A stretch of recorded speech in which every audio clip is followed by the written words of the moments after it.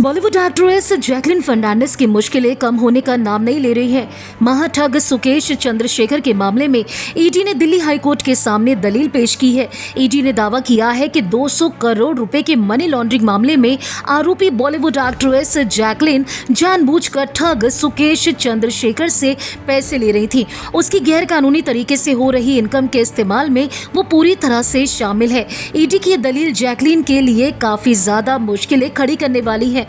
अभी तक जैकलिन फर्नांडिस सुकेश के इस मामले से खुद को अलग रखने की कोशिश कर रही थी। शुरू से लेकर अब तक जैकलिन का यही कहना है कि मनी लॉन्ड्रिंग केस से उनका लेना देना कुछ नहीं है, क्योंकि सुकेश को ना तो वो ठीक से जानती है और ना ही इस मामले से उनका कोई लेना देना है। लेकिन अब ईडी ने यह दावा किया है कि सुकेश जो कुछ भी कर रहा था, उसकी जो भी एक्टिविटीज थी, उसके बारे में जैकलिन फर्नांडिस को सब कुछ पता था। इसके साथ ही वो सुकेश चंद्रशेखर से इलीगल तरीके से पैसे भी ले रही थी।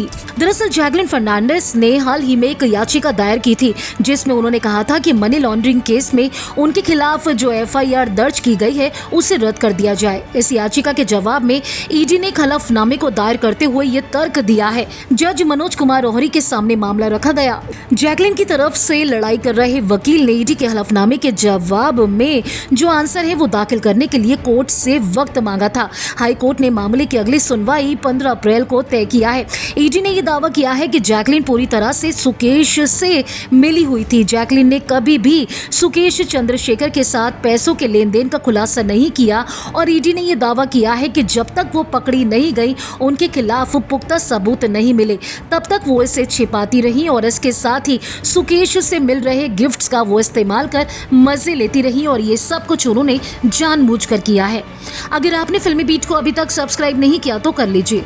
आप हमारा ये वीडियो फेसबुक पेज पर देख रहे हैं तो उसे भी लाइक कीजिए। बॉलीवुड टीवी से जुड़ी तमाम खबरों के लिए आप देखते रहिए फिल्मी बीट।